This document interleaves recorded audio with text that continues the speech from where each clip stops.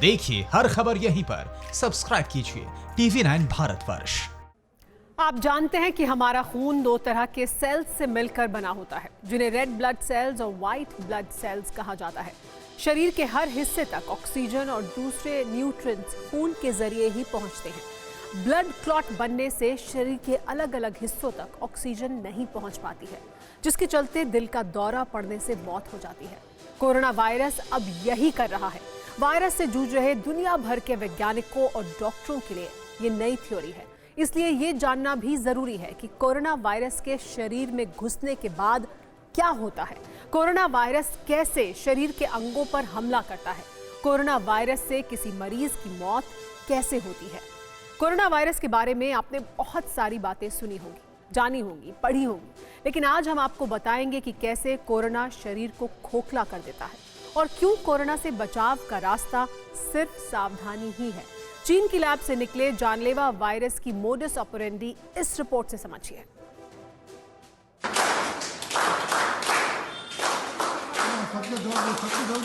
ये तस्वीरें बेंगलुरु के एक अस्पताल की हैं और अस्पताल का पूरा स्टाफ अस्पताल से डिस्चार्ज होने वाले एक मरीज के लिए तालियां बजा रहा है।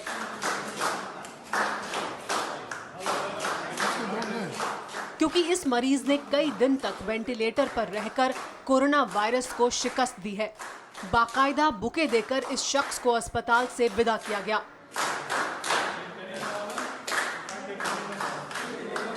कोरोना काल में ऐसी तस्वीरें दुनिया के कई देशों से सामने आई हैं, लेकिन कोरोना से संक्रमित मरीजों में ऐसे लोगों की तादाद काफी कम है।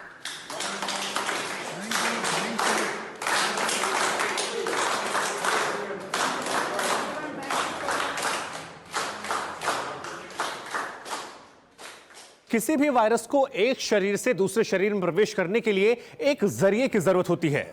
चाहे हवा, पानी या फिर आसपास की चीजों से ये वायरस एक इंसान से दूसरे इंसान के शरीर में प्रवेश कर जाते हैं। इसके साथ ही हर तरह के वायरस का एक तय लाइफ साइकिल होता है, यानी कि वायरस के पैदा होने से लेकर के वायरस के खत्म होने तक का एक तय वक्त होता है।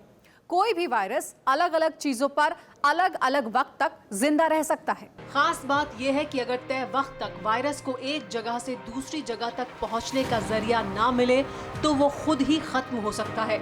लेकिन अगर किसी शरीर में वायरस ठिकाना बना ले तो क्या होता है, ये जानना भी जरूरी है।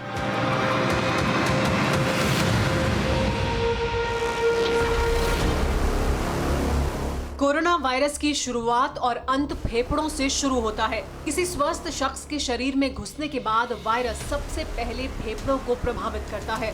वायरस से होने वाली बीमारी सबसे पहले फेफड़ों को खराब करती है, जिससे मरीज को सांस लेने में दिक्कत होने लगती है। ये वायरस सारे बाकी बॉडी में भी ब्लड से जा सकते हैं, किडनी में जा सकते हैं, किडनी फेलियर हो सकता है, बाकी लंग्स के ऊपर ब्लड प्रेशर कम हो सकता है, हार्ट में जाएंगे तो उल्टियाँ, दस्त हो सकते हैं। तो ये सारे बॉडी में जब इन्वॉल्व हो जाता है तो एक फिर बॉडी बहुत सीरियस कंडीशन ले लेता है। फेफड़ों के साथ ही कोरोना वायरस आंतों पर असर करना शुरू करता है। कोरोना और सार्स बीमारी के लक्षण करीब एक जैसे हैं, लिहाजा माना जा रहा है कि कोरोना आंतों को खोखला करता है। फेफड़ों और आंतों के बाद कोरोना वायरस किडनी को प्रभावित करता है। किडनी शरीर में खून को साफ करने का काम करती है। खून को फिल्टर कर पोषक तत्वों को शरीर तक पहुंचाने का काम करती है। कोरोना वायरस किडनी के फंक्शन को पूरी तरह तबाह करने लगता है। किडनी के साथ ही वायरस लीवर को डैमेज करने लगता है।